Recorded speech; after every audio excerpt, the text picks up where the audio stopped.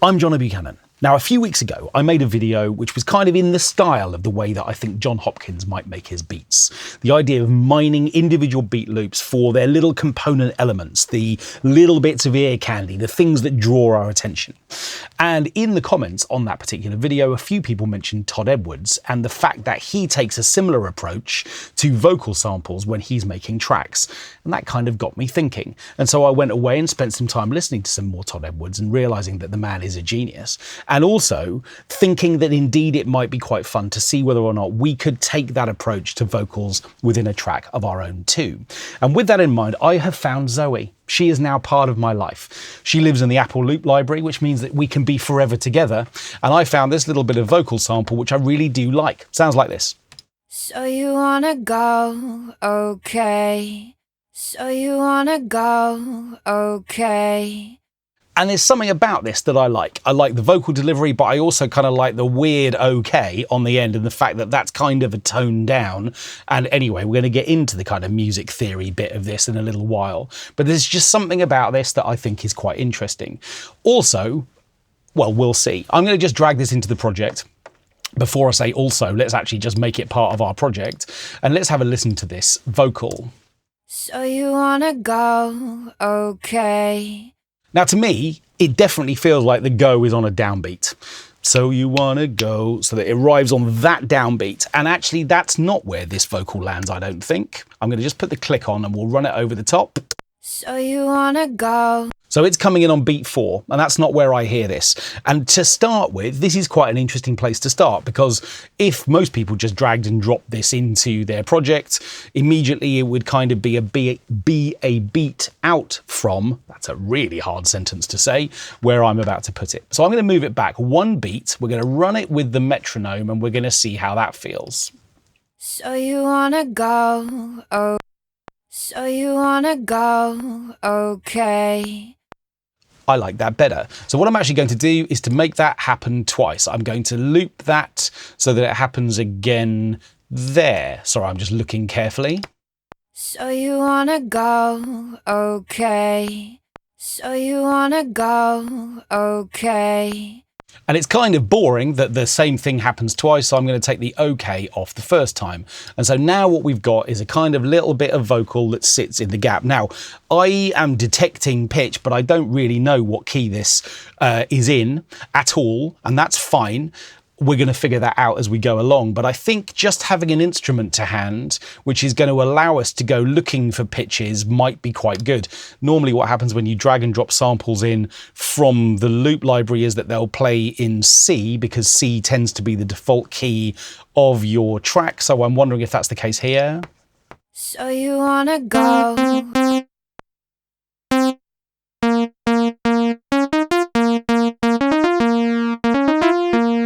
It's almost another piece of music, isn't it? I think it's in B flat minor, this piece. So you wanna go.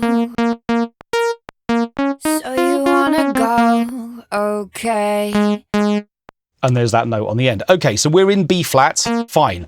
Now, do I need to know that? Do I need to be able to work that out? Well, not necessarily. What I'm going to try and do within this piece as much as possible is to kind of just use other techniques for beginning to think about fleshing this out into slightly different places. And to show you what I mean by that, what I'm actually going to do is to take this first bit of vocal and I'm going to duplicate it. I don't know why the whole library is open over here. We don't need that. There we are, look. And breathe. I'm going to take this little bit of vocal and I'm going to duplicate it to here and again to here and again to here. And what I'm interested to do is to turn the word go into something which is a bit more harmonized. And the way that I'm going to do that is I am going to just chop that word out. So I've already established that that's arriving on the downbeat. So we are going to get rid of the sort of little bit that leads up to that. So you wanna is going to go. And we're just going to have go. That was a confusing sentence for me to say out loud, but I think it makes sense. Okay, so when I'm talking about the idea of not needing to know what key we're in, what do I mean? Well, I kind of want to build a minor chord on top of this note. And to do that, I actually don't need to know what key I'm working in. I just need to know what the semitone steps are that would allow me to make a minor chord. So if this is what we're referring to as our root note, the bass note of the chord, for a minor chord, I need the next note to be 3 semitones up. So if I were in C, that would be an E flat. As it is, we're in B flat, so that's effectively going to become a D flat.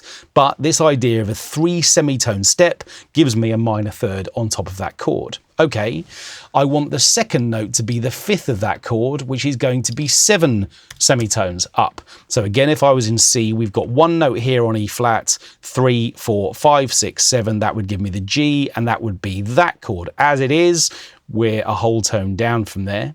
And then what I want to do is to make the top note a kind of 7th, a minor 7th. 1, 2, 3, 4, 5, 6, 7, 8, 9, 10. That would be 10 semitone steps up. And again, we are in B flat minor, which means that note is going to be an A flat. So I've sort of rushed through that, but it should give us a really interesting chord. It's going to be quite loud though, I think. So what I'm going to do with all 3 of these is 2 things. Firstly, I'm going to turn them down. And what I'm also going to do is I'm going to spread them out. So our second note, the B flat, the D flat, the 3rd semitone step, I'm going to pan over here towards the left-hand side. We'll put this one sort of slightly to the right, and the top note can go over here. What does that sound like? So you wanna go? Quite nice. So you wanna go?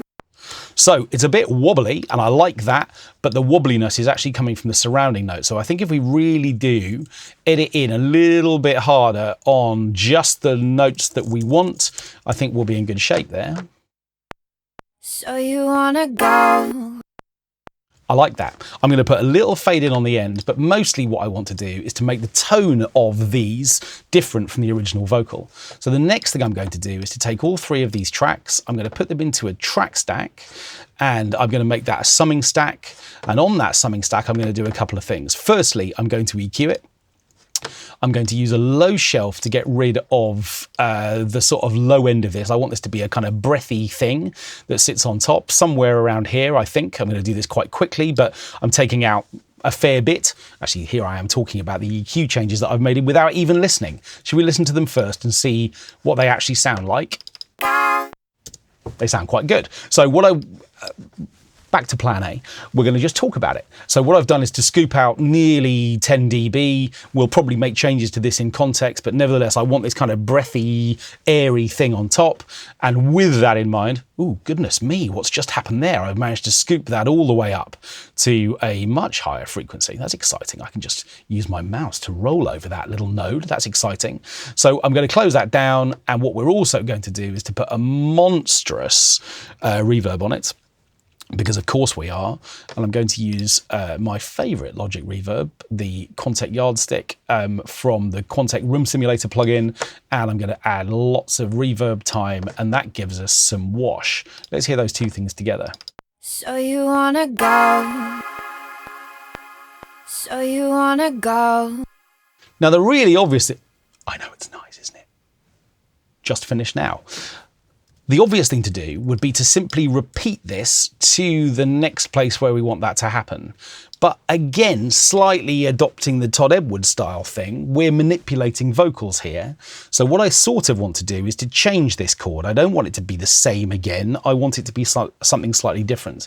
So what I'm actually going to do is to turn this into what are we going to turn this into?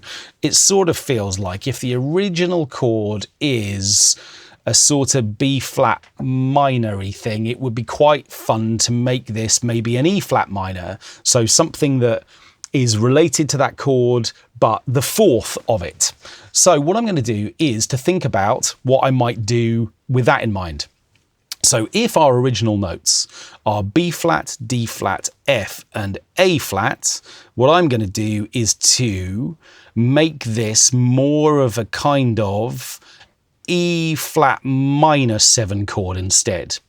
Now the notes of E flat minor 7 would be E flat, G flat, B flat and D flat if I was to just move the whole thing up. But what I'm actually going to do is to leave a couple of things where they are. So here's the original vocal, B flat. We've already got a D flat in our chord because I've tuned that note already. That's this one. The next one is currently an F, and I'm going to make that an E flat by taking that down to 5 semitone steps. So we've now got those 3 notes. And the top note, which is there, I'm going to make that note, which means again it needs to have 2 semitone steps come off it to become an 8. So you wanna go? So you wanna go? Okay. And that's rather beautiful. Okay, so I've sort of slightly rushed that. But what I've done is to think about the notes that I've actually got within my track. And what I've then done is to think about what I wanted them to become. So here were the original notes of the first chord. What I've then done is to change these 2 to those 2. And that is an E flat minor chord, albeit what we refer to in second inversion. Now this feels like an excellent time to point you in the direction of learn.johnnybuchananmusic.com, where you can go and learn about music theory. And in fact, quite excitingly, that whole little part of that website has just got a bit bigger. So go and head there if you want to learn more about chords and structures and approaches. That was a useful plug at the right time, wasn't it? Okay, so what we've now got is we've got a kind of chord thing that's happening under the original vocal, and it feels like that's working out quite nicely. But let's give all of this a little bit of context. What I've got is a couple of beat loops here, which I'm going to just throw into my track as well, just so we know where the beat is and we're starting to build a bit of a house record, I suppose. So you wanna go? So you wanna go? Okay. Okay, so these are going to be our beat loops, although actually there is something about that immediately that requires my attention. One of these beat loops has got a tuned thing in it, which I hadn't spotted. It's not that one.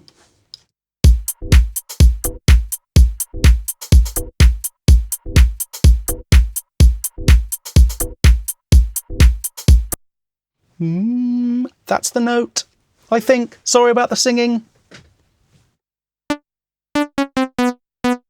Is that the note? I think it might be a B. If it is a B, that would be a disaster. Our track's in B flat, remember?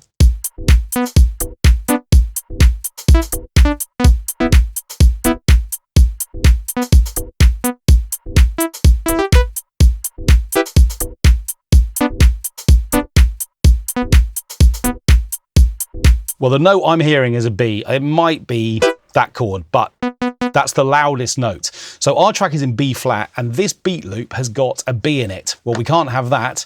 A bee in its bonnet, you might say. Sorry, Will, you can decide whether that stays or goes. I apologise to everybody. I really am sorry. Okay, what we're actually going to do is just transpose this down 1 tone.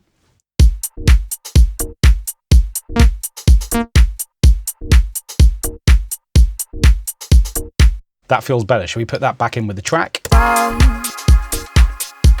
So you wanna go? Okay.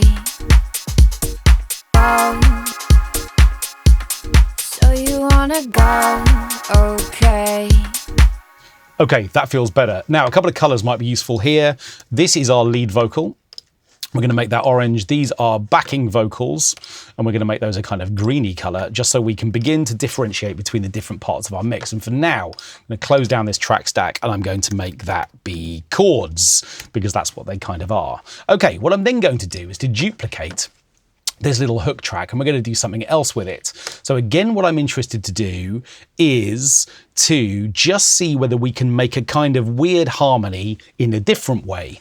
So I'm going to take all of this down to a second track where, remember, it's just going to play as the original does. But onto this track, I'm going to put in some pitch correction.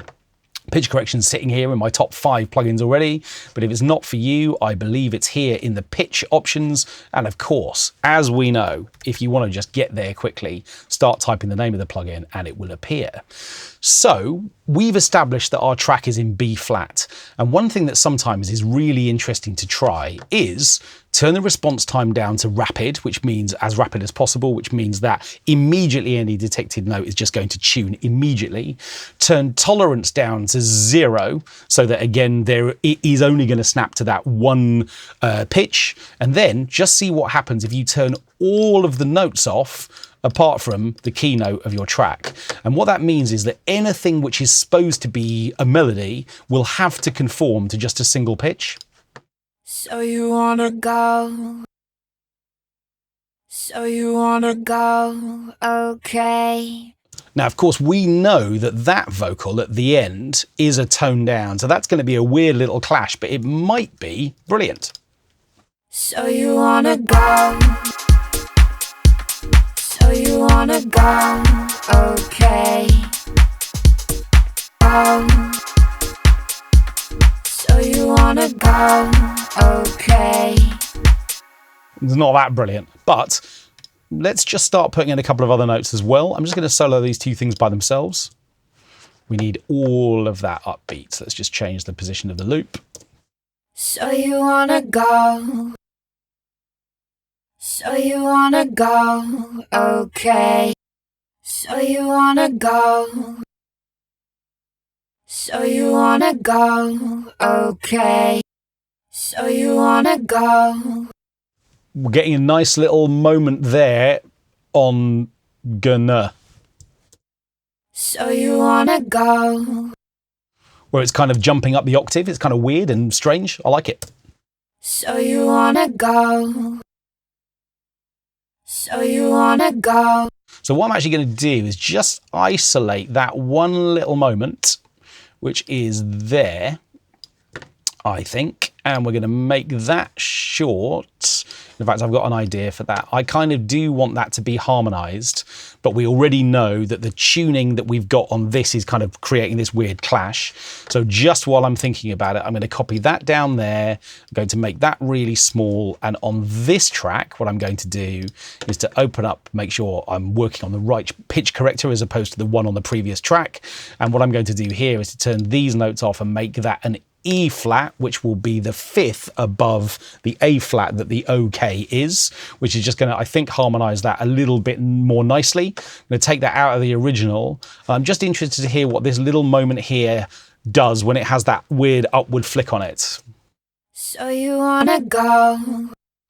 I've made that chop happen in just the wrong place. So you wanna go? So you wanna go? Okay. So you wanna go? So you wanna go? Okay. Weird and fun. So you wanna go? So you wanna go? Okay. So you... And actually thinking about the chord again at that moment, that is our E flat minor chord. I have to do this with my eyes closed, and I've just tuned that to become, yeah, an E flat. That should work, but it kind of feels like it isn't. So what I'm going to do, a couple of things. First, I'm going to put a little fade on this little bit of file, which is coming in a little bit too abruptly. I'm going to fade out the end as well. And what I'm actually going to do is just roll the last couple of bars a few times and find a note that feels like it works better with that A flat. So you wanna go? Okay. So you wanna go? Okay. So you wanna go? Okay. So you wanna go? Okay. So you wanna go? Okay. So you wanna go? Okay. So you wanna go? Okay. So you wanna go? Okay. So I'm going to go with this. We could get lost in this for hours. You can begin to see why Todd Edwards takes his time. But what's really fun is that finding this kind of intermediate point between the original pitch and what we're tuning it to is that it means that I can click on the semitone or the tone next door and the vocal jumps the octave. It has to tune to the note that I've picked. And so it could be that the nearer note is a fifth up, or it might be a fourth down, and so it's basically just jumping to where it feels it needs to. I feel like that can work if we tuck that in a little bit and we do something interesting with it from that perspective.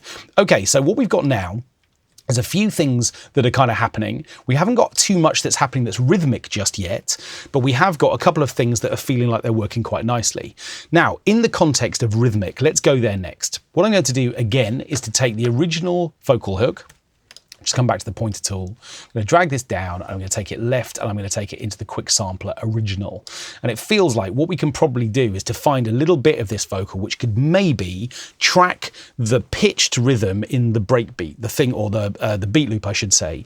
So the thing that we've just tuned, because it's got that little pitched moment, I'm quite keen to see if we can make a little bit more of that by making a pitched instrument out of this loop. So I should find, I think, that on C3, So you wanna go? we have the original, and we know that go is the keynote of the track. We've established that. So you wanna go? So what I'm going to do is to come and find that word. Go, go, go, go, go, go, go, go, go, go, go, go. Still fun, isn't it, after all these years? One more down.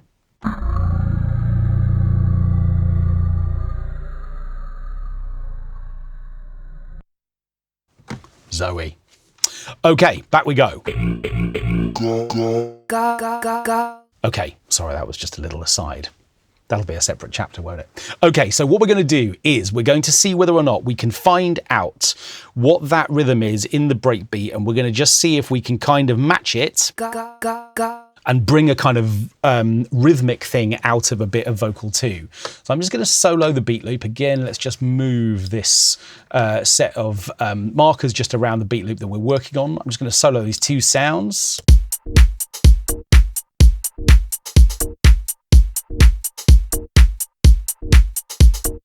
Okay, I think I understand that rhythm. Let's play that in. Go, go, go, go. Go, go, go, go. Go, go, go, go. Go, go, go, go. Go, go, go, go. Okay, so there's our little vocal fragment that's been sampled. I wonder if it might be fun to play with the length of that sample. The easiest way to do that, I think, is going to be with the release time of the amplifier envelope. So remember, when I let go of a note, how long does it stick around? That is this control here. Go, go, go, go. Go. I think this is a good idea. I'm going to just repeat this so that it happens in both halves of the loop. And then what we're going to do is I'm going to automate that. So if I come into latch mode, I'm just going to literally play this through and just change the length of this sample as we hear it.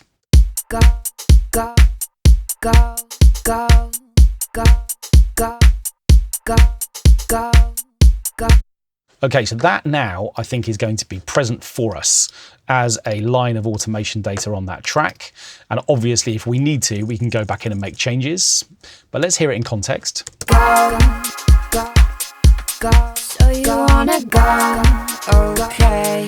Go, go, go, go, go. So you wanna go?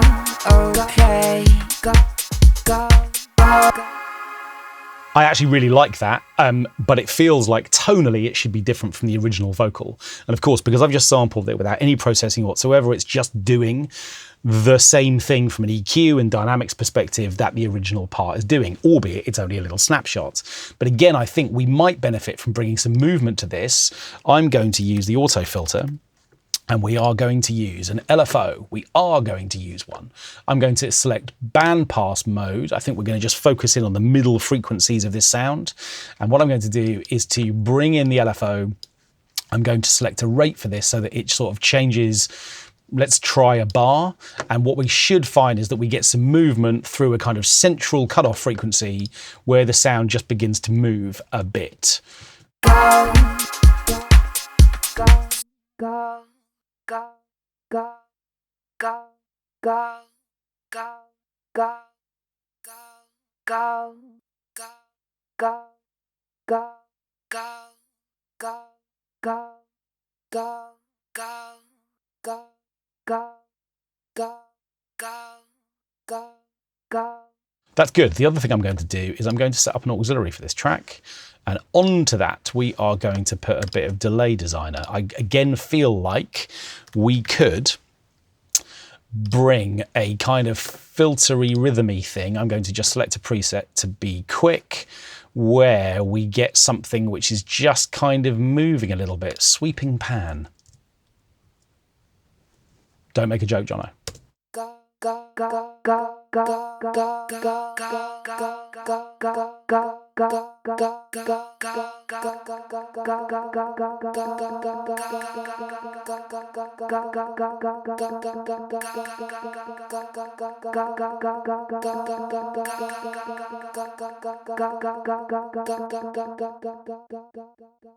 So there's an awful lot of that. I'm going to just see what happens when we get rid of a few of these delay taps, because it feels like there's something quite interesting in this rhythm. So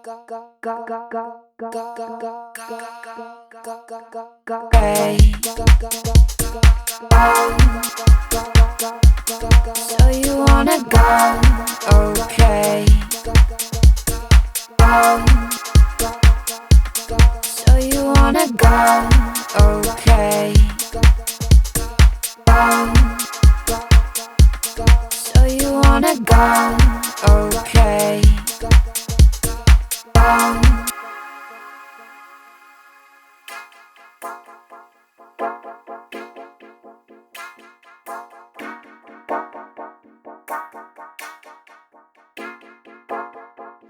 This is where working with samples becomes really confusing. By default, what's happened is that Logic has quick sampled the original bit of vocal and it's used C3 as the keynote, which it always does. That's fine.